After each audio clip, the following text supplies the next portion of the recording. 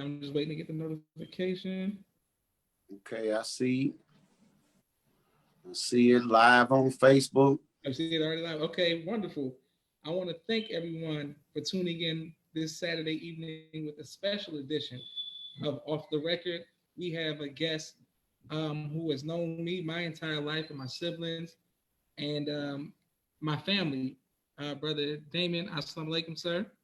Walaikum salam, brother Joshua Muhammad, the Yes, sir. man, the myth, the legend. Thank you, sir. I wanted to say that we're going to get into your securing Tupac, your meeting Biggie, and so many others, your rap career. But I want to first start off with the story about Brother Aziz, you, and the brothers, and why you all are so dear to me outside of everything. That when my father was going through tough times when he wasn't in the Supreme Captain post anymore, and things were tough and tight around the house, I remember vividly you and all of the soldiers of war coming to help my father and my family move, and just was always nice to us, regardless of the positions and the titles. So to me, you always gonna be locked in as just a good brother, Brother Damon and Brother Aziz. All of you are the soldiers of war and ex niggas, whatever they, whatever the name was at the time. I just want to thank you for being a good brother, showing nothing but love to me and my family, sir. Man, thank you as well. We soldiers in the struggle together. Anytime a man is putting his life on the line, is whether it be if we fighting a fight together. If you got a bowl of soup or I got a bowl of soup, you know your brother got half of that bowl. That's just our way. You know, Italians have their way, Hispanics have their way, Jews have their way, but we got our way too as FOI, and we need to build that bond back with each other, not just as FOI, but old to young, young to old, family. We got to get that sense of family and community where it needs to be and not be fragmented in this age of social media and the digital world. We don't want to lose touch with that handshake, how to greet our brother and show love to one another. Man, I'm so fired up. I can start teaching out my sleep. So let's get it cracking. Let's get it cracking and praise be to Allah. Well, the first thing I wanted to ask you, when did you first hear the teachings of the Most Honorable Elijah Muhammad? That's a good question. I first heard the teachings of the Most Honorable Elijah Muhammad when I was approximately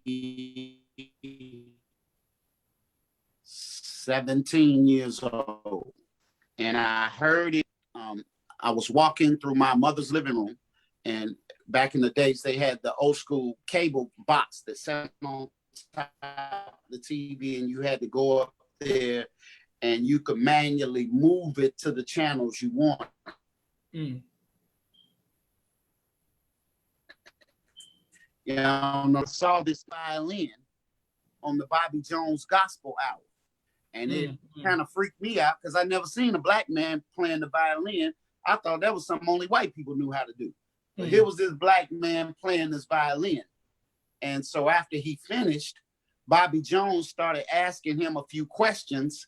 And I was fascinated, not so much by the violin, but by the way that he answered the questions. I don't even remember the questions. I was just astounded that a man was so articulate that was a black man. And so this is around 1989, 1990, give or take. So when I saw that, my mother, she walked in the living room and I said, "Mom, who was that?" She said, "Oh, that's Louis Farrakhan. White people don't like him. They banned him in Indianapolis," which wasn't true. They didn't ban him, but in her mind, he was banned. He couldn't come to Indianapolis. But he was locking that violin down, and I was like, wow, I was just blown away. So after that, I started, quote unquote, getting into this black consciousness, all this black stuff. Everything was black. And a documentary series called Eyes on the Prize. And it was like an 8-part documentary of the civil rights struggle and things that we have suffered as Black people in America. And I remember seeing footage on Malcolm X. And then at the end of that documentary, there was the episode of the Honorable Louis Farrakhan on the Phil Donahue show in 1985. 1985. So when I saw that, I was like, man, this man is too cold right here. I don't know who he is, but boy, that's the way we need to be talking right now. And the next thing that happened after that was I was a rapper, of course. I'm still a rapper now. I got it's free smoke for anybody, any shorties out there. Right here. But that's a sidebar. I'm just saying, put that out there. We'll get to that in a few minutes. So at that time, the best rappers in the game were Rakim, Kumo D, and Kool G Rap. That's who I deemed to be the best. And so Kumo D had an album called Knowledge is King. And on the song, the title track from that album, he had a lyric in there that said, they party and dance and they don't ever glance at the book or look for their minds to advance. They caught in a rut, chasing butt, trying to get a dollar or a nut. I put my hand up and said, Then he said, read the Holy Quran of the Bible, because it's liable to be a revival for the meek to seek power it'll bring, insoluble power. Knowledge is king. So that verse right there inspired me to go to the mall, because we used to go to the mall on every Saturday. I don't know if they're still doing it like that in the A right now. Going to the Lenox Mall and, you know, wherever they hanging out at. But then going to the mall on Saturdays was the thing. So I went to the bookstore in the mall because I wanted to prove to Kumo D in my own way that I wasn't that typical rapper. Before that, I didn't like to read. I wasn't really interested in reading. You know, two subjects that we don't like to deal with as black people is reading and math. So, but I wanted out. So I went in this bookstore and they had this little bitty section. It was probably 3 shelves on it, like the size of a bookshelf in your house. That was the black section. So I went in the black section and I saw this book that had artwork on it, because I draw and I'm an artist on many different levels. And there was the artwork of the book of the autobiography of Malcolm X. And it was the artwork, the drawing on the book that drew me to the book. And I turned it over and read the back and what they were saying about who Malcolm X was. And, you know, I bought the book. And lo and behold, I started reading that book and I couldn't put it down. And I remember when I finally got to the end of that book, I was saying, this is why we are in the condition that we in as black people.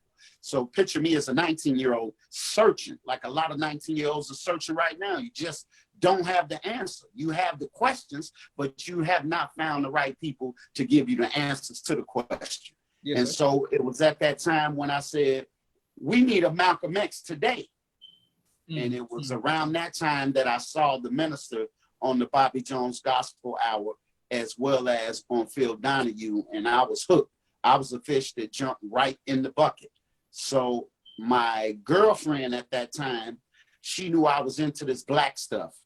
And so one of the gifts she gave me for my birthday was a message to the black man, a subscription to the Final Call newspaper, and she topped it all off with tickets to go hear Minister Louis Farrakhan on May 3rd, 1990. My birthday is June 16th, same day as Tupac's, but she gave me the tickets early because he came and he was doing his added up tour.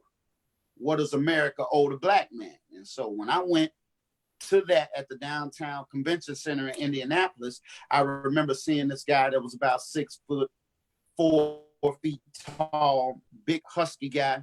He had a red bow tie with a star and crescent on it and a teal green suit on. He was looking fresh. And when I went down there, I never seen that many black people with suits on, first of all. FOI was on deck. So that my mind was blown right there to see where all these black men was going with these suits on. And then they had these women, they was all covered up with these white garments on. I'm like, man, is this a 6'4" brother with his red bow tie with a star and crescent? For some reason, he stood out to me, and I never spoke to him. He had to be 40 to 60 feet away from me, but I remembered him. And so right after that, I heard the minister's speech. And I remember thinking while the minister was talking, that man needs some help. So I don't know what I can do. I'm 19 years old. I don't know what I can do, but I'm going to do my best to try to help get our people up out of this condition. Because it seemed like everywhere I saw black and white people was on top, black people was on the bottom. And to a lot of people that's listening to me and you, it still seemed that way. Wherever you find the white and black dynamic, white people on top and we down in the gutter. Why is that? That was another question I need answers to. Somebody had some explaining to do. So they had a Black Expo in Indianapolis every year, one of the largest Black events in America happens. And so I was walking down one of these aisles and somebody gave me a flyer saying that it was going to be a bookstore opening a few months from that time called Black is Back Bookstore. And so I saved the flyer because at the bottom of the flyer, it had tapes by Minister Louis Farrakhan would be at this store. So boy, I was on 10, I was hyped, I was crunk, I was amped, I was geeked up, I was turned, I was lit, whatever you want to call it, I was all of that and then some. So when that day came, as Allah is my witness, I took this flyer and I went to this bookstore, and behind the counter was the same guy that I saw in the suit with the red bow tie with the star and crest. I said, I remember you. I didn't speak to him. I didn't say, hey, how you doing? I walked in his store and asked him one question and one question only. And that question was, what do I need to do to be in the Nation of Islam? And you can't get a fish no easier than that. For all the soldiers out here trying to fish, I was the fish that jumped in the boat. Nobody had to really grab me to say, come on, and twist my arm. What do I need to do to join? So he tore off a piece of notebook paper, and it was a Friday night study group coming up. He said, you can meet me at this address. If you don't have a ride, I'll make sure somebody come get you. I came there. Sister Lisa R. Muhammad, who's in Chicago now, she was there, and it was only about 6 or 7 people in this strange looking study circle on a Friday night. I knew I was different because I wasn't out trying to party on a Friday night. I want to go see what's up with the nation. And so from there, the rest was history. That followed that same Sunday. They asked me to come back out. I brought my girlfriend with me at that time, and I heard a brother speak. His name was Gary X, and he was on fire. And I was like, man, this dude sound like Malcolm X. I'm with it. He said, how many of you believe that what you heard is the truth and it's good for black people? I signed up immediately. And as soon as I got home, I got in an argument with my girlfriend. She wanted to know how I'm going to join something without checking with her. I said, the man asked who believed what they heard, and I raised my hand. Why did you raise your hand? And she said, I raised my hand because you raised your hand. Well, that ain't the right reason to be raising your hand. I appreciated it, but I had to get in an argument immediately because I didn't check with her. But when God is calling you, you ain't got to check with nobody. That's right. He's calling you. So you check in with him and let everything else work itself out. And from that day into this one, all praises due to Allah, I ain't never looked back. And it's 29 years this past August that I've been rolling with the man of the hour, the Honorable Minister Louis Farrakhan. Make no mistake about it. I don't play. He's the big Khan, and I'm Young Khan. That's my rap name, but we'll get into that in a few minutes. I hope that answered the question. Absolutely, it answered the question. Peace, Sister Robin, for always showing love. She says, peace, fam. And Sister Carmen, Captain Marvel Naya, thank you for watching. She gives the heart emojis as well.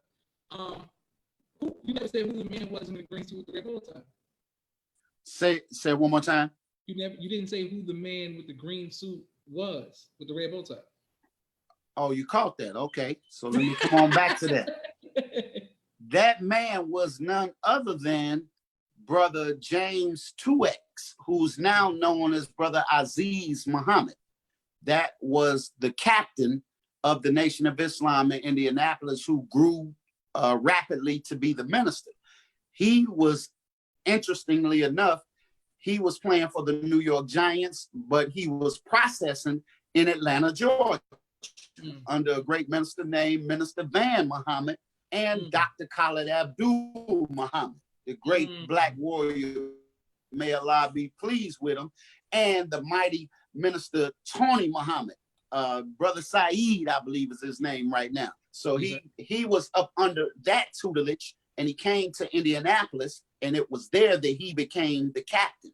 When he recited his student enrollment and actual facts to join the Nation of Islam, on the same day that he recited his student enrollment and actual facts, he was made a captain the same day. That should tell you how strong he was.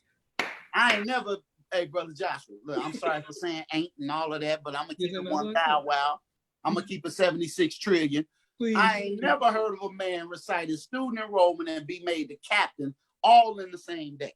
Yes, sir. But that's what he was. He was a mover and a shaker. And by Allah's grace, I was blessed to come in up under his leadership. And he has mentored me for many, many years and decades. And we've grown to be great friends and great brothers. And I thank Allah for him, because he made me into the type of soldier that I am. You know, the minister gives us the word, but the captain is the one who makes the men. And so that is indeed what he made me. And I don't want to waste no time. I would be remiss in my duty if I didn't give props and credit and flowers to somebody while they live, instead of saying when they gone, oh, brother was a good brother. No, y'all gonna know who he is. Aziz Muhammad, man. James 2X. If you don't know, you won't know. Yeah. So that was the brother. That's who I came in up under. Praise be to Allah. That's excellent. And yes, sir, he's a great leader of men, and his family was strong, and they always was nice to us and protective and just good people. What was it like with, we're going to come back, we're going to bounce and forth, because you got your rap career plus in the nation career, so I'm trying to get both of them. But what was it like for you to do security for Tupac Shakur? What was it like to do security for Tupac? Yes, sir. Well, I was blessed to meet Tupac, which you all can go on my YouTube channel. It's called Young Khan Humble.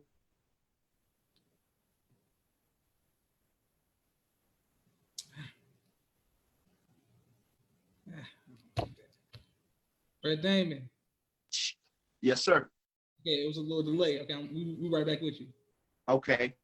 So we had to do security for Tupac. He was coming in again at a Black Expo. He was on a panel of speakers. Dr. Khaled was on this panel. Brother Aziz Muhammad was on the panel. One of the founders of one of the LA street organizations, he was on the panel. And I had been nominated to introduce, and I was 23 at this time, as well as being on security along with another brother who was named then Brother Robert 52X out of LA, but now his name is Brother Abdul. Brother Abdul had a cameo in the classic movie Boys in the Hood, when they were riding through the street and there was a brother out there with bean pies. That brother and I was doing security during Tupac speaking at this panel discussion. And I remember saying to myself, this is Tupac? Because he was little. He was a short guy. He was thin. He probably weighed 125 pounds, soaking wet, but he had so much fire, so much energy. He was unfiltered, raw and uncut. He didn't mince correct, and he gave it to the people raw and real. He said, they told me I can't do no cussing, but F that. He said that within the first 30 seconds. So I said, oh boy, it's gonna be a good one. Let me make sure I'm on post extra hard for this right here, because this man finna send the whole deck up. And he spoke for about 20 minutes, and he just poured his heart out. And by Allah's grace, nearly 26 years later, to my surprise, nobody had put this speech online for the world to see in this day and time. And so I took one of the last copies that I had on DVD, converted it over, put it up online, and now it's been shared all over the world, over 70, 80,000 views. I encourage everybody to go look at it and hear what he had to say, so you can hear the real Tupac, not the one that they portrayed on Death Row Records. And this, you can hear a real revolutionary. You could hear a man that was for his people, that was on the front line. You could hear his firsthand account. And I was just honored and blessed, not knowing that he would blow up to be the icon that still impacts the world to this day. So, man, that was just an awesome experience. And it just shows how long I've been putting in work. And, you know, I didn't just come around, you know, but Allah has blessed us as FOI to secure the best of the best in being trained by the Honorable Louis Farrakhan, and even by your father, Brother Sharif, the legendary, the man, the myth, the legend, the supreme captain who innovated and restructured and reorganized the military wing of the mighty FOI. He instituted many great things. And so I salute him as well, man. I learned a lot from him. He was always sharp as a tack, clean as a whistle. Your father was always casket sharp. If it was, I happened to be his size, so I was hoping that some of those suits he got tired of, he would just give them to Brother Aziz, and Brother Aziz would give them to me, but to no avail. But I learned as best as I could and made sure that I followed that line of being sharp myself. So that was my experience with Tupac. And for that reason, you know, I won't deny it. I'm a straight rider. You don't want to mess with me. Got the police. Come on, that's a whole nother subject. I'm sorry. Yes, sir. What was it like the first time you were in the presence of the Most Honorable Mr. Louis Farrakhan? The very first time I was physically in his presence was in the same year that I had joined the nation in 1990. Right when I joined the mosque in Indianapolis, there was a lot of turmoil going on within the house, as I'm sure it's a lot of turmoil going on in a lot of the houses right now. Somebody's being charged with somebody getting put out, somebody coming back in, this one on like that one, the slack talk, the gossip, the slang, all the things that make us FOI and MGT and keep the house in disarray. You know, you gotta have opponents within. The Quran talks about the internal enemy. So I came in, I was processing, and this particular week, they had a holdback meeting.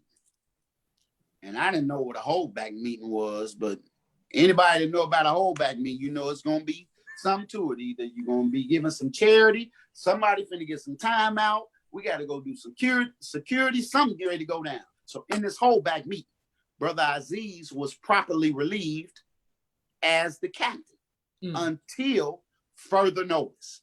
And sparks was flying in that holdback meeting. And I was like, ooh, what did I join? Because this is off the chain right here. And then we received instructions from Brother Yusuf, who was the minister at that time, Brother Yusuf Muhammad in Indianapolis. Shout out to him, salute to him for all his work and sacrifice.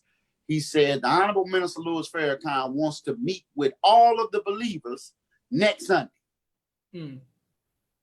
So we all took a trip from Indianapolis to Chicago, and the Honorable Louis Farrakhan's lecture that particular Sunday was called Accept Your Own and Be Yourself.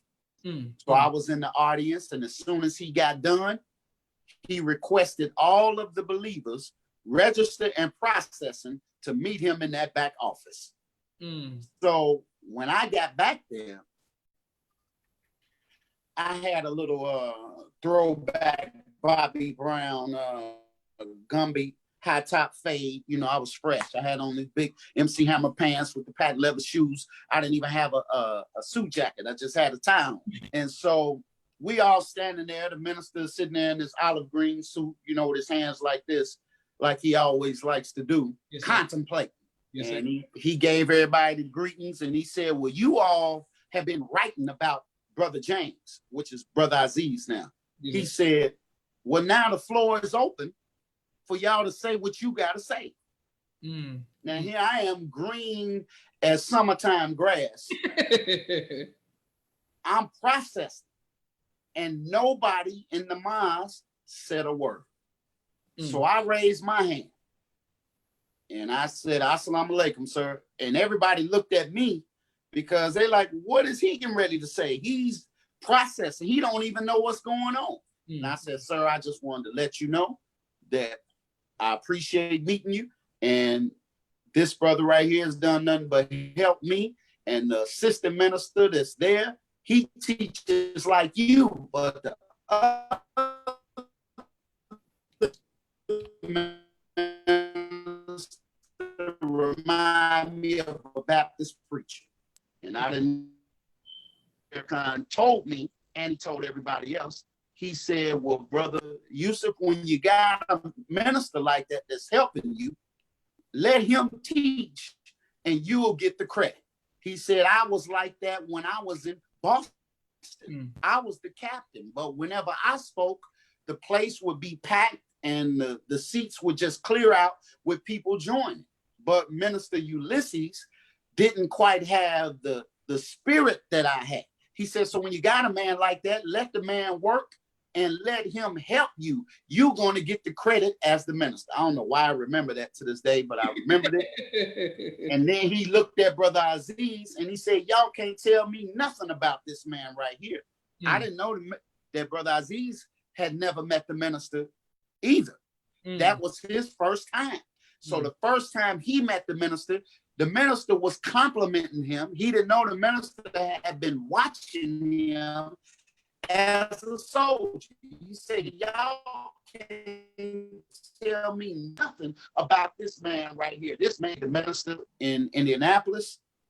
And once he became the minister, he made me the secretary. He said, because I was good with numbers and I knew how to count. So you're going to be the secretary. No training or whatsoever. Now I'm the secretary of the mosque. So I drew by hand all the attendance sheets. I made a charity booklet. It was no QuickBooks at the time. It was no online accounting apps and all. And no, I was the app. So I drew by hand the charity book, the attendance book. I had to come up with my own system. This word is bond to Allah. So y'all got it so easy now. Can you imagine that? A man just making his own charity, the book, to keep all the records and documentation. But you could ask me on any given day, how much charity did Brother Joshua give last month? And I can open my little handmade book and say, he gave $17.20 for number 24. And I was thorough with my little charity book. Praise be to Allah. I got pride on that one. Yes, in that order. So that's what it was like for me meeting the Honorable Louis Farrakhan. And I spoke out. I was not starstruck. I was, but I wasn't afraid to speak the truth to power and to be honest. A lot of times we get in front of people who are bigger than us, have more power than us, and we don't want to say what's on our minds and hearts to say. So that was the very first time I was blessed to meet the Honorable Louis Farrakhan. I spoke my mind, and it was on after that. Excellent. Okay, 1 second, sir. We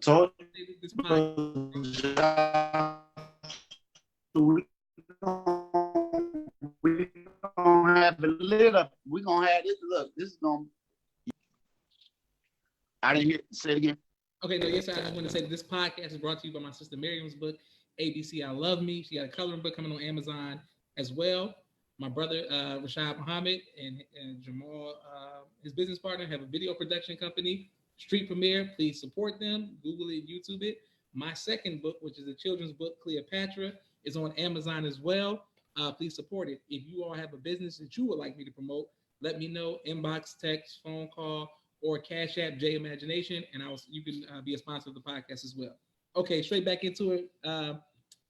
Brother Damon, what was the climate like leading up to the Million Man March? The climate leading up to the Million Man March, let me see, the best way I could describe it. Work, on top of work, on top of some more work, and then after you finish working, we got some work for you to do. Yes, sir. Yes, sir. It was constant, around the clock work.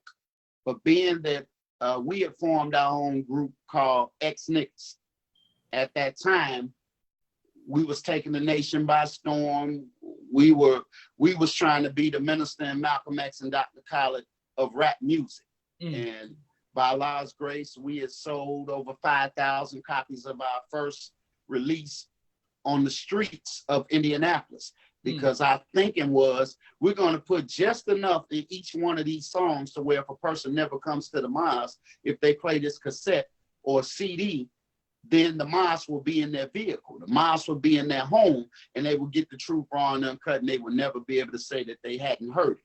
So when the minister started talking about calling for 1 million men, we made an EP dealing with the Million Man March.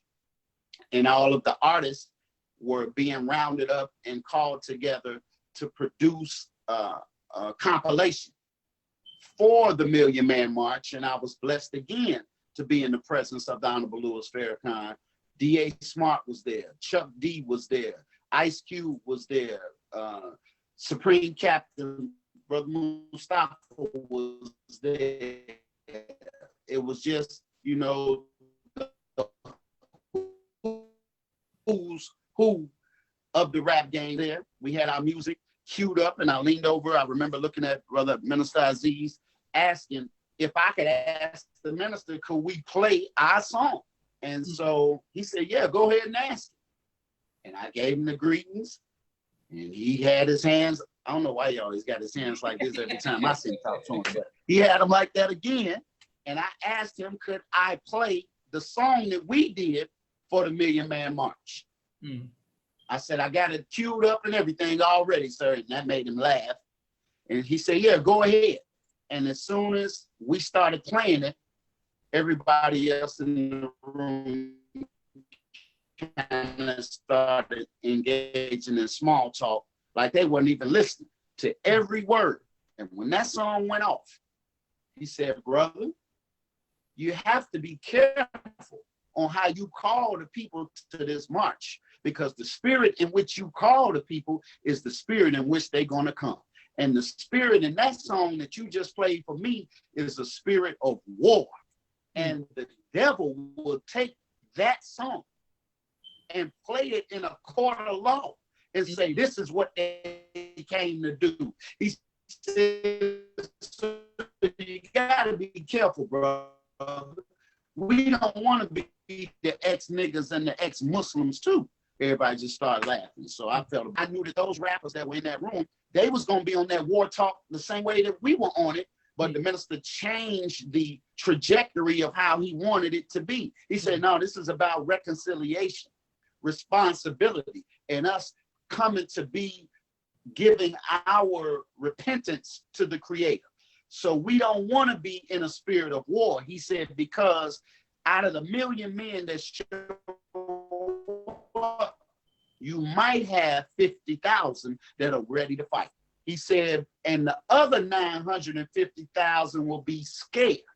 And those 950,000 will make it like the 50,000 were not even there. He said, so brother, you got to be careful. And I just never forgot that. He said, I did that one time in New York.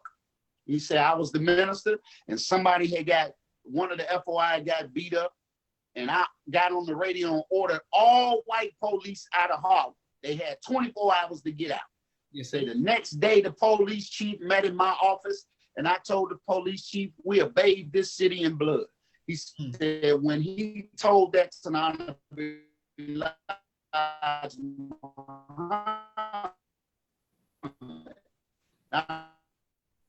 Elijah Muhammad admonished him and said, brother, you don't want to do that ahead of his kill, talking all this war talk. You got to know you got some soldiers before you talking all that fight talk. So it's easy for us to be soldiers and ready to roll behind a Twitter account.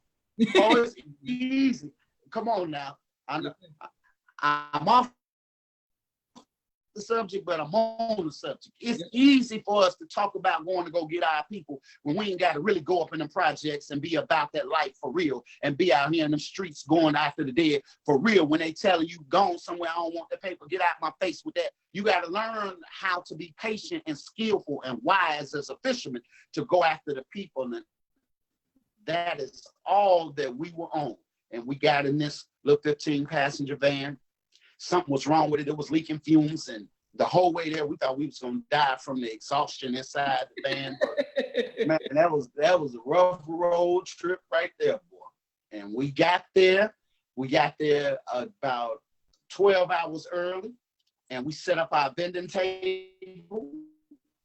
And as Allah is my witness, all we were selling was ex-nigga tapes and CDs the whole day. And I had no time to do nothing but collect money. We was hot then. I'm still hot now. Back then, they didn't want me. Now I'm hot all on.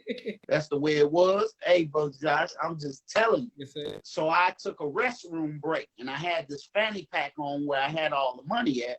And by the time I went to the washroom and we got to the hotel room and I laid all this money out, was uncrinkling these 20s and 50s, we had made, to my surprise, over $20,000 from our CDs and cassettes. That's a lot of money. Selling CDs at $5 a piece and cassettes at $5 a piece at that time. We made $20,000. That was a good day. And so from there, we just kept moving and shaking, and the rest is history. So I was blessed to be at the Million Man March, the Millions More movement, the 10-year anniversary, the Million Family March, and the 10-10-15. I was there to justice or else. I done been through all of the marches. And if we have another one by Allah's grace, I'm going to be right there too. So meet me there, don't beat me there. But I think the time is out for us to march. We about that action right now. So let's get it. Yes, sir. What could you go back and explain how did you become the captain, and what did you see in Brother Nuri, or did you see in Brother Nuri what everyone has later saw in him? Brother Nuri, shout out to Brother Nuri, man. One of the most awesome ministers we got in the entire nation of Islam right now, if I do say so myself. But when Brother Nuri came along, first let me give the context to it. I was reading Malcolm X's autobiography one day while I was on post. We had a thing called the FOI house. And this was a house that was adjacent to the mosque. And it was called a FOI house because any soldier that had nowhere to go, that needed a temporary place to stay, that's where the FOI congregated. And that was our base of operations, was the FOI house. So one day while doing security at the FOI house, I was reading Malcolm X's book. And he had a question in there where he met with the Honorable Elijah Muhammad and asked the Honorable Elijah Muhammad how many people should be in the mosque or the temples throughout America. And Honorable Elijah Muhammad, according to Malcolm X, said that there should be thousands. And then Malcolm X said, what is the best way to get them there, in your opinion? Okay, before I give y'all an answer, I'm just saying this is a major key alert right here. This is a major jewel alert for any Muslims out there listening in the nation. This is what Honorable Elijah Muhammad said. Yes, go after the young ones, and the old ones will follow through shame. I'm gonna say that one more time. He said the key to filling up the temples or the mosques is to go after the young ones, and all of the old ones will follow through shame. So when I read that, that was like a light bulb moment for me as the captain. And I became the captain because the former captain, he had skipped town. We just woke up one day and he was gone, and we didn't have a captain no more. So I was the assistant minister / secretary / captain. Wearing when you're in the mosque, you got to wear a lot of different hats. You the doorman, you on post, you doing security, you opening up, you closing. So I was in that mode. And we took that philosophy of going after the young, we took it to heart, and we shifted our focus to go after teenagers. We wanted all young people. And so for about the next 3 months, that's all we had. 12-year-olds at the mosque, 14-year-olds at the mosque, 6. It was like a daycare center. Yeah. We wasn't raising no money. We wasn't paying no bills at the mosque for the first 3 months. And in that crop of young people was Brother Nuri, and now his wife, Sister Terry. They were boyfriend and girlfriend. Brother Nuri was staying with his mother and his family, and he was on the streets hustling, but he had come to the mosque. And I used to be the one teaching. I was the assistant minister, and he and Sister Terry, they used to sit in the front row with their notepads, and I would be teaching that 12 or 13 or 15 like it was 13 or 15,000 in the audience. I was coming with that fire. Ask Brother Nuri, he'll tell you about it. And so one day, Brother Nuri was up under me. I was Brother Damon X, and he was Brother Damon 2X. And so this particular Sunday, we told him to get ready because he got to go up there and open up. He looked me in the eye, say, "No, sir, Brother Damon, I don't do that. That's your job. I don't know how to get up there and do no speaking." I said, "Brother, well, you've been reading, ain't you? You've been studying, right? Get ready to go up there." So he happened to get sick. Conveniently, he got sick. And so word got to Brother Aziz. Brother Aziz called him a couple of days later. He said, "Yeah, Brother Damon told me you punked out on us and then want to go up there." He said, "No, sir, I was sick. See, this is behind the scenes, Brother Nuri, right here. He said, "No, sir, I was sick. I ain't punk out. I'm ready." So that following week, he went up there to speak for the very first time, and he did a magnificent job. And from that day to this day, he's been on the rostrum, feeding the people, being able to teach, and all praise is due to Allah. And I'm just happy and honored that I was there to help to shape and mold him. I remember at one Savior's Day, he had a group of soldiers with him, and he saw me and he stopped and he said, "This man right here, this is the man that taught me how to study. He taught me how to soldier. He taught me my student enrollment and actual facts. This is the man I recited to. This is the man that made me into the type of soldier that I have grown to be." And so Allah has just used that brother and is still using him to impact hundreds and thousands of people all throughout this nation and within the nation as well. So I just say all praises due to Allah. I'm just glad and humbled and honored to be there. That's kind of like Brother Rahman bringing in, may Allah be pleased with him, bringing in Muhammad Ali. You know what I'm saying? You never know what fish you're going to catch. You never know who's on the other end of that hook. Your job is just get that word out there. You could bring in the person from a podcast that we're doing that could change the future of the nation because they heard somebody giving their history and it sparked and inspired them, because Elijah Muhammad said, "Of all studies, history is best qualified to reward our research." So you're doing a mighty thing, brother. And I just want to stop for a minute and pause for the cause and tell you, while I got you live, that you're doing a magnificent job. You feeding a lot of believers that would not get this type of message, this type of word anywhere else, but they getting it from fellow believers. So, man, salute to you. Shout out to you, man. Let's get this thing cracking. And I can't help it. I'm young at heart and I'm in shape. I'll be 50 in June, but hey, man, I still can go with the best of them. But we gonna get to that in a minute. Yeah, all you rappers out there, y'all thought it was over with. Okay, now, Brother Damon had a question. Did you ever fear for your life or receive death threats in your work from Indianapolis to the west side of Chicago? Because we always hear about how bad the south side is, but the west side is a whole nother monster. Were you ever afraid? And if so, how did you overcome your fear? I most certainly, there was a time in Indianapolis on a study group night on a Friday. Seemed like something always happened on a Friday night study group. So don't take those for granted.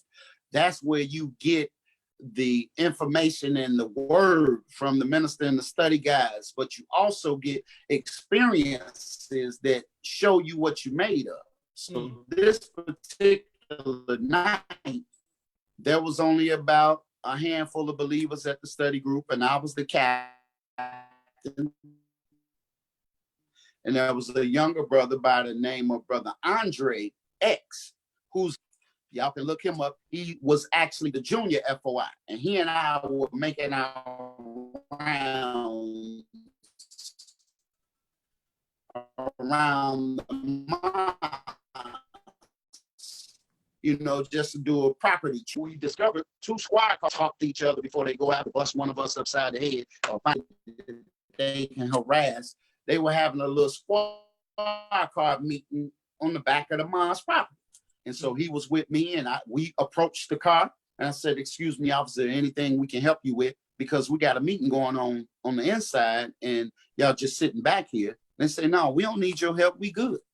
And I guess the officer didn't like that the FOI came to question what they doing on our property. But we are taught to allow no one to commit a nuisance on or near our post. I don't care if you the police or not. You ain't authorized to be sitting in our parking lot. And we didn't have it fenced in so anybody could have rolled up. But as we were walking off, I heard one of the officers say, "Hey, boy, come here." And I looked at Brother Andre. He looked at me. I said, "Is your name Boy?"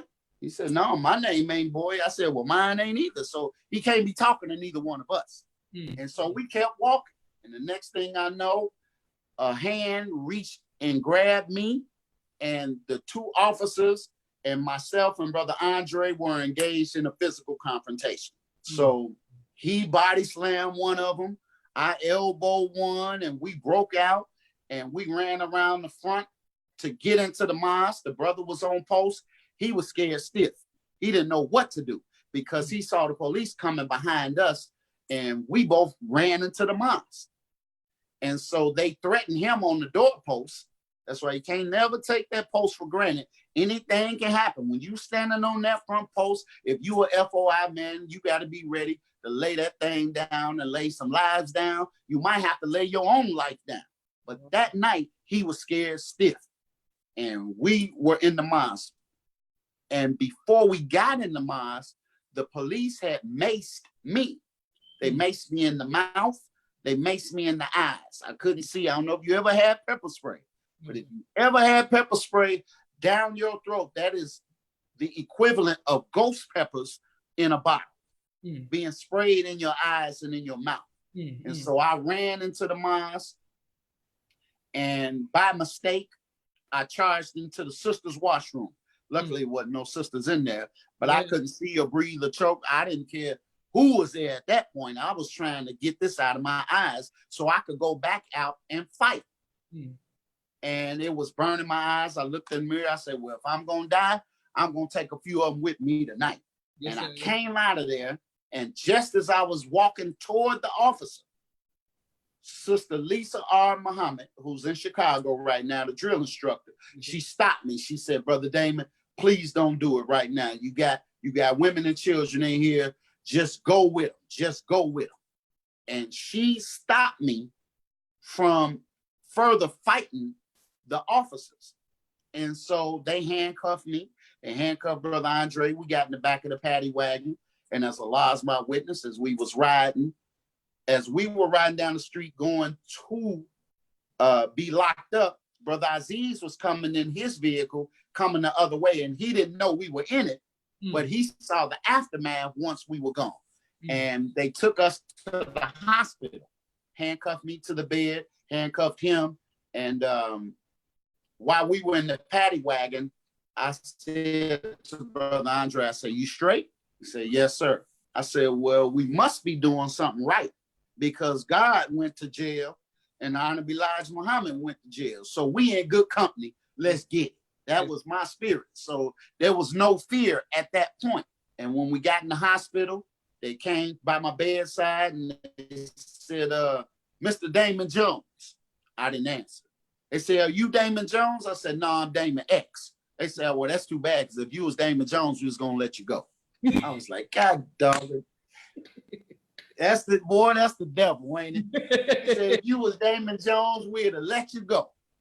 So they uncuffed me from the bed and took me into the holding tank.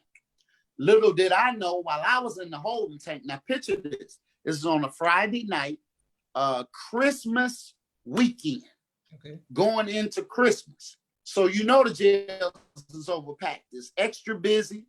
But while I'm in the holding tank, Brother Aziz had assembled all of the brothers and sisters that he could find. Black Panther Party, street organizations. He had all the sisters on the phone. He said, don't stop calling in.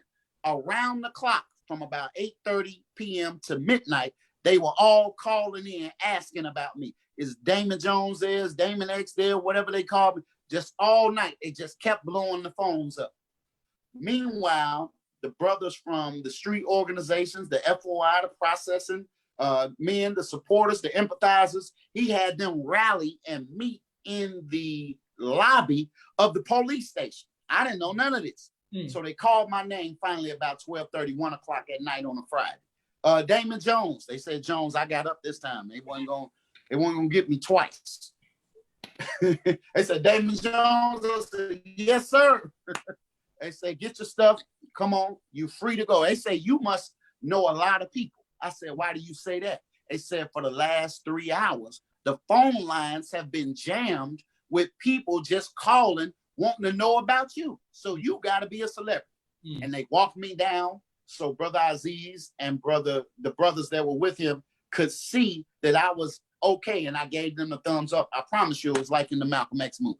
They did everything except do like this. When Malcolm did like this with his hands, they did all of that, Brother Joshua. And when they saw that I was okay, by Allah's grace, I got up out of there, and they took Brother Andre to a juvenile center. They got him out of there. We had to go a couple of days later, meet with the police chief, because we were being charged with resisting arrest, assault and battery on a police officer, and fleeing. Now, you know, like I know, if you get those kind of charges on you, ain't no just walking away and getting out.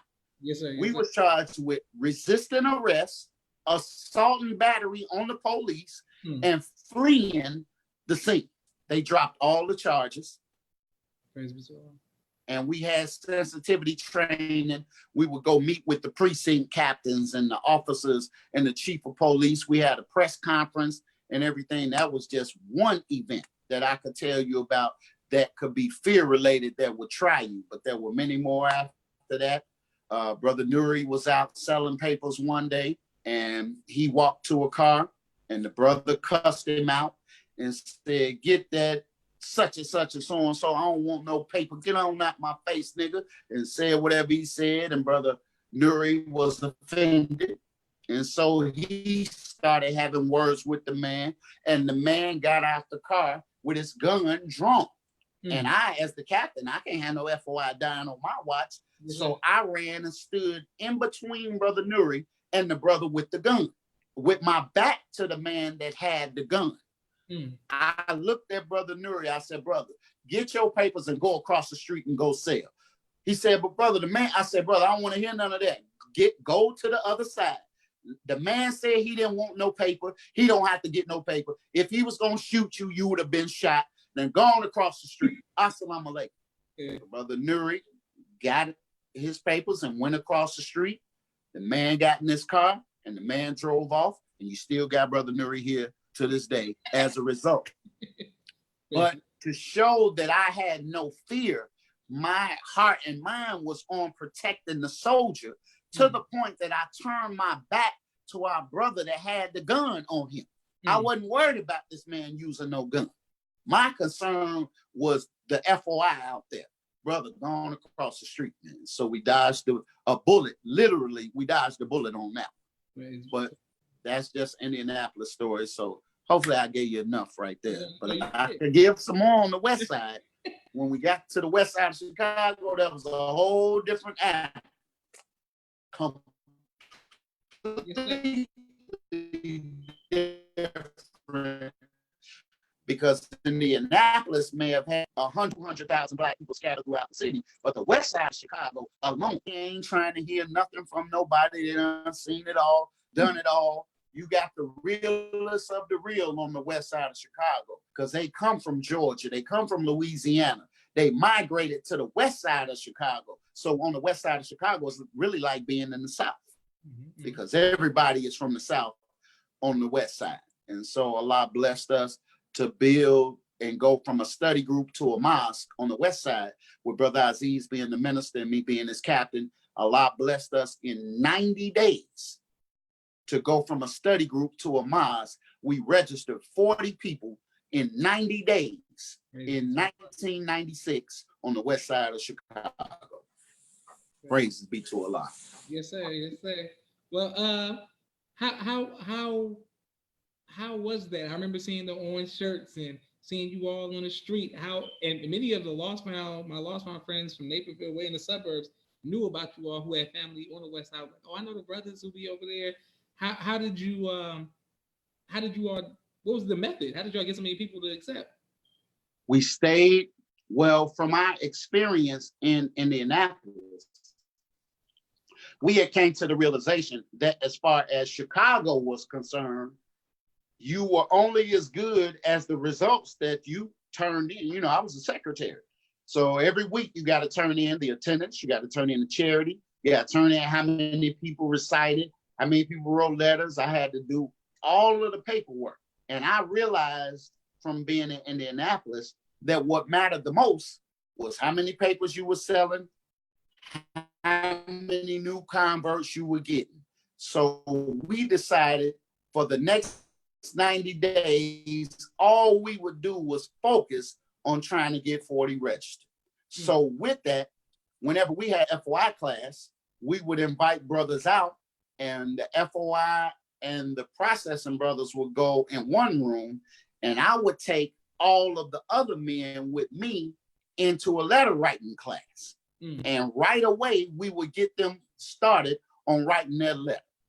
And we would teach them about what this letter, the purpose of it was, the Savior's letter, that you had to have 3 keys to write this letter: the power of observation, the power of submission, and what is the third one? It's observation, submission, and the third quality you needed escapes me at the moment. But we made it like a challenge. You know, they got all these challenges on Facebook and Instagram. So we had a letter writing challenge. We want to see what you made up. Can you write this letter? Because if you can't write this letter, you can't roll with us. Now, some of y'all got questions about the letter. I went line by line and I will explain it. And I say, now, whether you believe Allah came in the person of Master Farad Muhammad or not is really not the point. But if he is who we say he is and who we know he is, it's better for you to have this letter filled out and on file to put you in the book of life than it is for you not to have it on file. So it's better to be safe than sorry. So every Monday, that was my job, was to try to get brothers to successfully write their letter. Meanwhile, Brother Aziz and other brothers would be training the processing and the register in their orientation and you know, everything that they were doing in the class. But my job was specific to the rope. Now you got to send it off. Then they got to clear the letter to see if it passed inspection or not. So that was our primary focus. That and the brothers who had no employment. I used to sleep in the mosque when we got on the west side because I didn't have anywhere to stay. So I'd be sleeping in the mosque during the week and helping Brother Aziz and teaching from the rostrum on Monday, Wednesdays, and Fridays and Sundays. I'd be sleeping in the office next to stacks of final call newspapers. And by Allah's grace, within a very short time, we were able to just build the momentum as soldiers who didn't have a job per se. I would lead them out into the field and body oils and bean pies. And man, we loved it because we was making $50, $75, $100 a day easy while everybody else was clocking in. We was pushing the program, getting that money, and it kept us visible. And people was inquiring about us and wanted to know where we met at. And so it's just an easy fishing tool. The soldiers were happy because they was making money. They were doing something for their community. So we got to stay out there with the paper. We got to work hard to get it. Everybody is not meant to do the same thing. But for those of you that believe in that paper and can get out there, you don't know who is going to get that paper from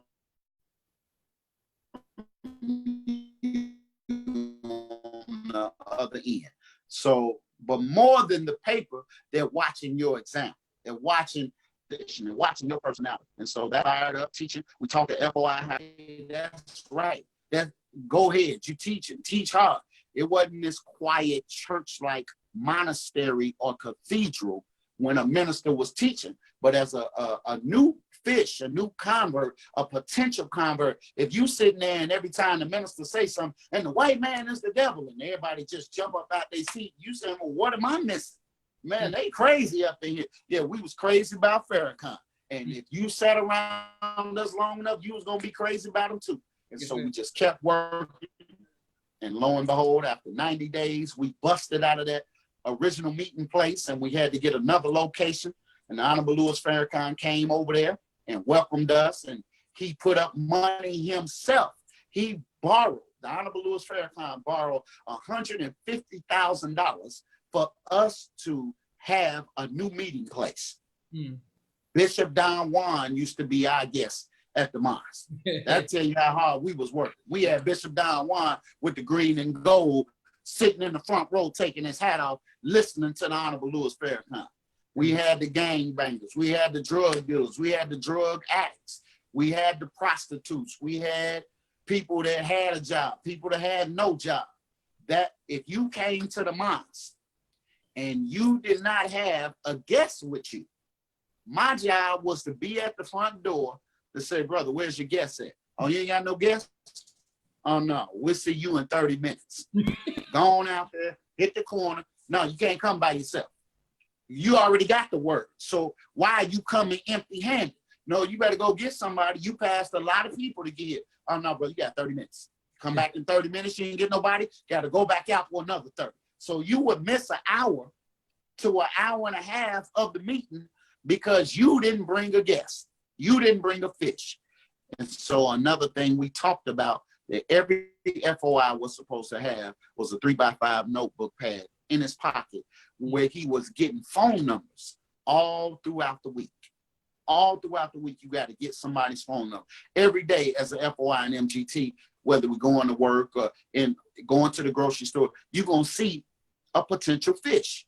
You just have to be creative and figure out how to strike up a conversation and invite them out, get their phone number. They may compliment your suit. They may compliment your garment, or you may compliment what they have on. You got to creatively think of something to be able to get their attention, then get their contact information and bring them in. I know I just went into fishing class from teaching the history, but hey, man, it is what it is. I don't know who's commenting. I imagine I'll see it afterwards, but we got to go get our people, man. We got to go get our people. There's too many of us dying out here. And the FOI and the MGT that think you don't have nothing to say, that thinks you don't have what it takes. Somebody out there is admiring you specifically. They like your swag. They like the way you rocking. They like the way you wear your headpiece. They like the way you wear your suit. So we got to be sharp. We got our leader is sharp, so we got to be sharp. And if you don't know how to do that, that's a whole nother podcast. You might get with you on how to dress for less. It's a whole separate podcast. Yes, sir. But anyway, that's what time it is. And that's all we did 24 hours a day. It was a way of life for us. A lot of us did not have 9-to-5 jobs. We worked our faith and we believed and we went and we struggled and we soldiered regardless of how hard it was. That's where bean soup came in. That's where whole wheat toast came in. And if you couldn't make whole wheat toast, you got the store-bought wheat bread until it's extra crispy. You know what I'm saying? With them chopped vegetables up in the bean soup. You got to show camaraderie. You got to go out with the FOI, the MGT. MGT should be walking through the mall modeling them number 19 garments, 5 or 10 sisters deep, and they saying, who are they? When the FOI come through with that Class A suited and booted, Farrakhan recruited, man, people want to be a part of a winning team. We can't be out here taking L's as FOI and MGT. We got to show where we winning at. If we winning, it don't matter what you doing. If you winning, people want to be on the team. So that's just a squad alert right there. Yes, sir. Praise be to Allah. Actual facts. And thank you all for watching. Brother Damon says, all praise be to Allah. Brother Ronald, beautiful. Excellent, sir. Thank you for your sacrifice. Thank you, sir. Okay, Brother Damon, I got a quick question. Speaking of your soldiering and your sacrifice, so people who have seen Backstage, the documentary, and seen you all walking with DMX and Jay-Z and Snoop, just doing so many security details of so many celebrities. How did that come about? And could you tell us some stories of your favorite celebrities to do as far as working with, as far as security? Well, we were blessed to be with, like you said, with the movie Backstage that documented the Hard Knock Life Tour in 1999 with Jay-Z, DMX, Beanie Siegel, Ja Rule, Wu-Tang Clan, the Locks. All these people was popping at that time. Eve was just coming out as an artist, and we toured with them as security we did 54 shows in 90 days. 54 shows in 90 days.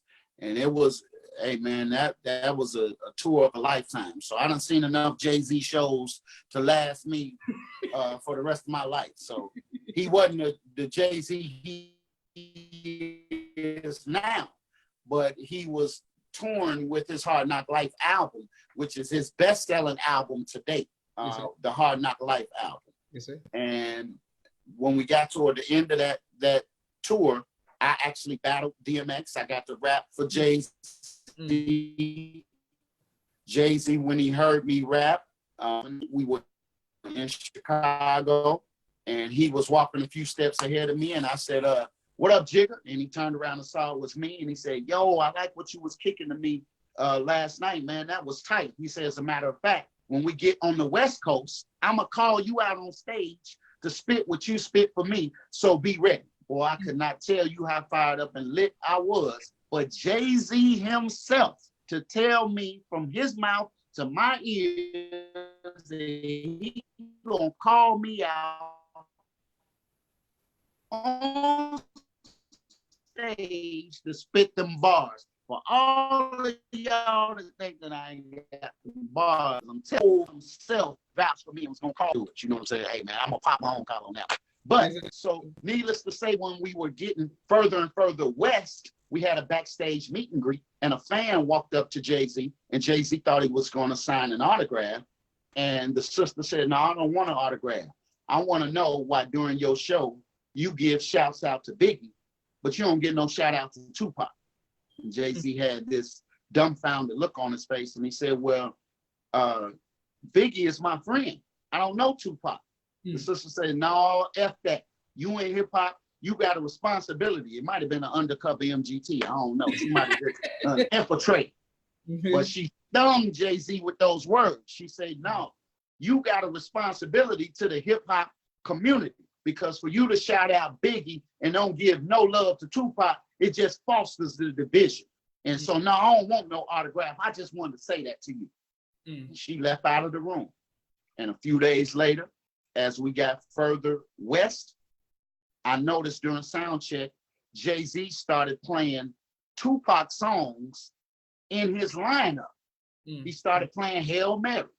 So the closer we got west, now it was put two fingers in the air for Biggie. Put two fingers in the air for Tupac. If you love Tupac, make some noise. If you love Eazy-E, make some noise.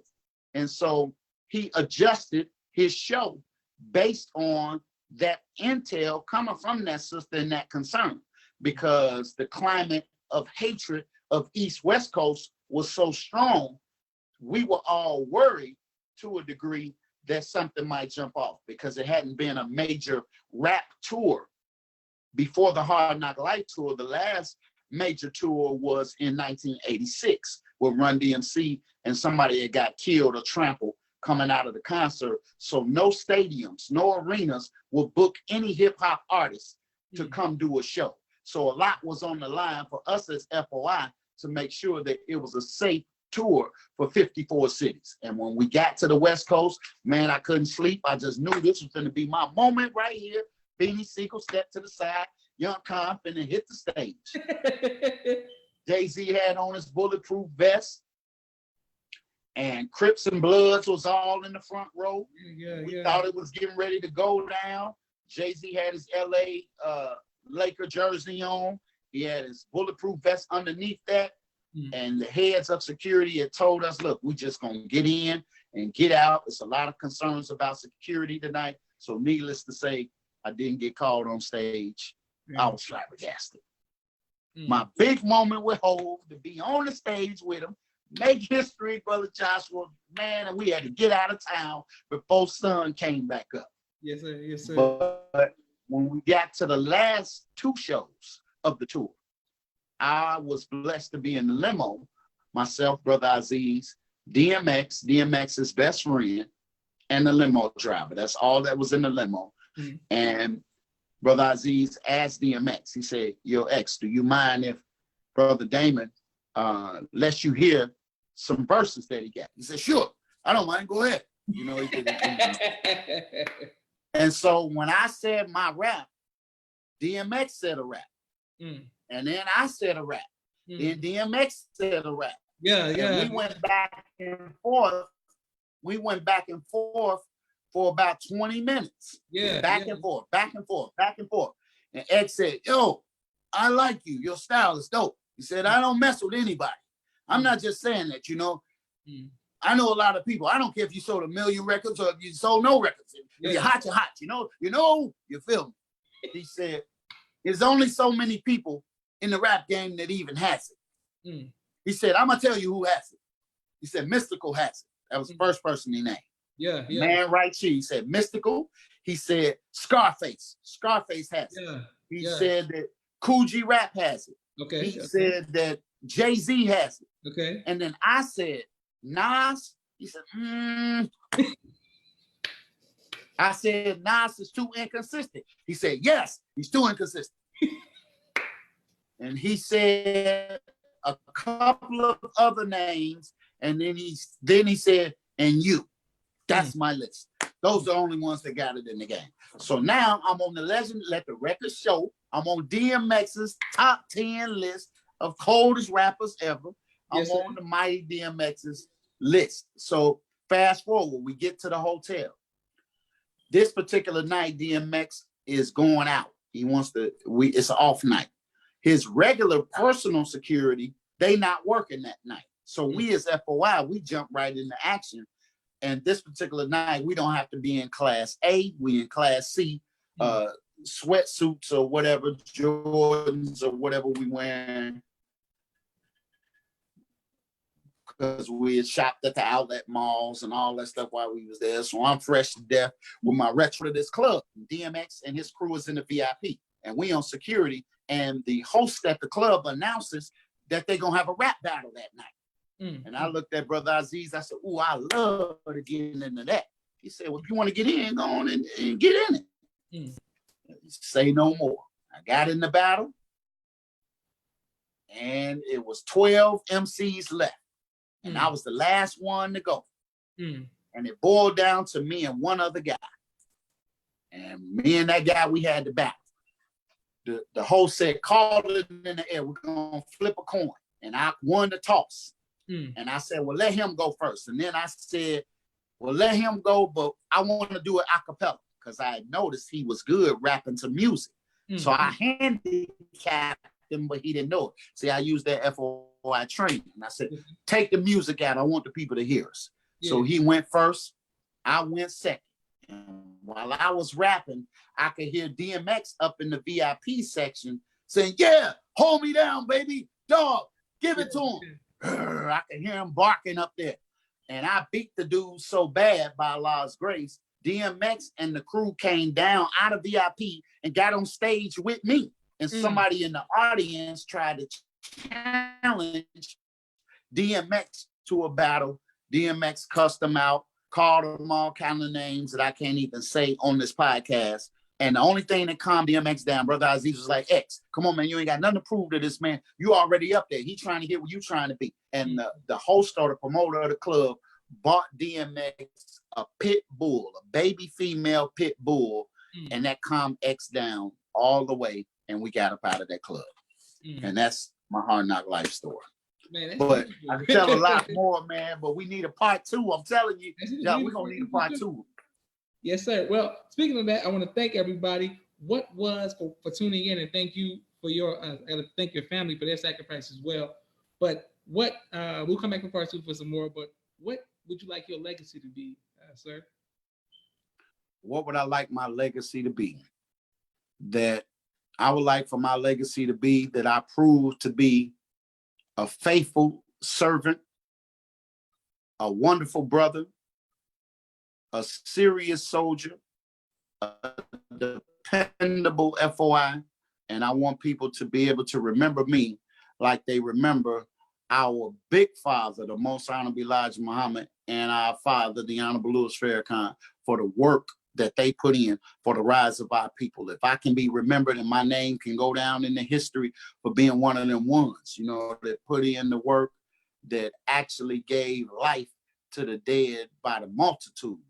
That is the mission that I'm on, because that is our sole purpose in life, is to deliver the 40 to 50 million or more dead to the Lamb of God.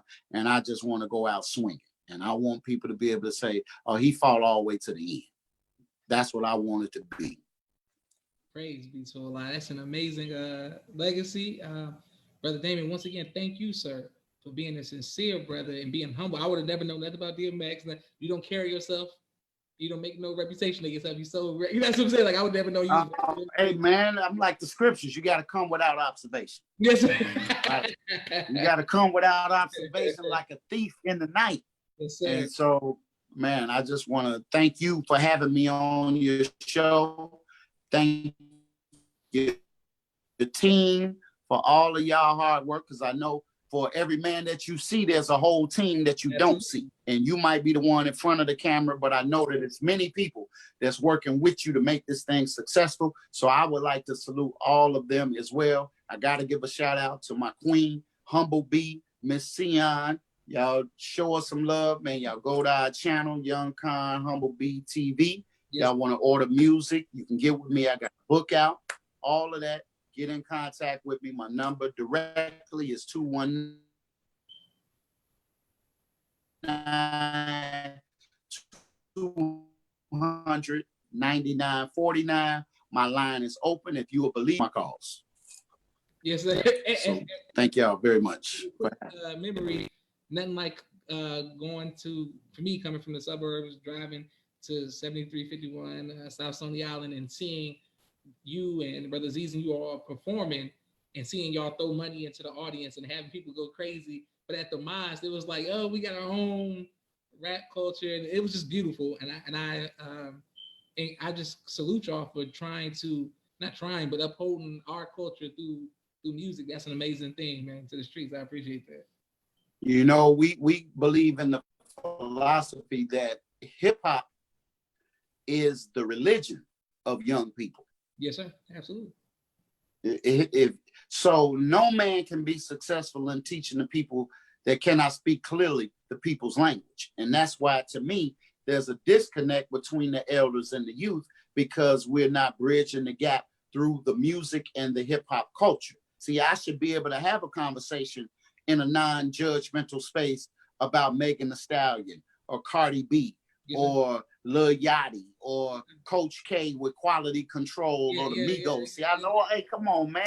I should be able to turn up with you one time. You know what I'm saying? Man, we ain't no tight wide FOI around here, man. We right down to the modern times with this thing. And we can't act like that we in the front, or we'll find ourselves being left behind and being asleep like Rip Van Winkle for 4 or 20 years, and the world is different now. You got to be a different type of FOI today. You got to have your you got to have your IG account. You got to have your Snapchat account. You got to have your, they say Facebook is for old people, man. You got to be on TikTok right now. I got my TikTok account. Don't make no mistake about that, man. Young Khan of Don, everything in that order. So right on down to the modern times. You know, I could do this all night.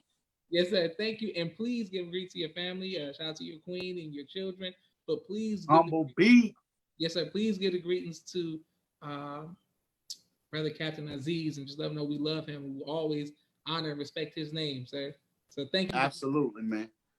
Yes, shout sir. out to all the soldiers, all the comrades in the struggle. I salute everybody that's on the front line right now doing your thing, and everybody's effort. We all pushing this wagon together. We all pushing the enemy into hellfire together. So let's keep on pushing. Let's gird our loins up. Help the Honorable Louis Farrakhan to get this job done, to get our people up out of the grave, man. We got too much ahead. We got modern equipment now, so we're moving 50 times faster. So share this podcast. Share this post, man. Do your part. Invite the people. Everybody don't say this at the mosque. If everybody does a little, nobody has to do a lot. So with that said, man, I'm out of here. 100, 1,000, we out of here. Assalamu alaikum, may Allah bless y'all. Let's go get the dead. And I put that on everything. That's on me, on broke. Yes, sir. Assalamu alaikum. Wa alaikum salam.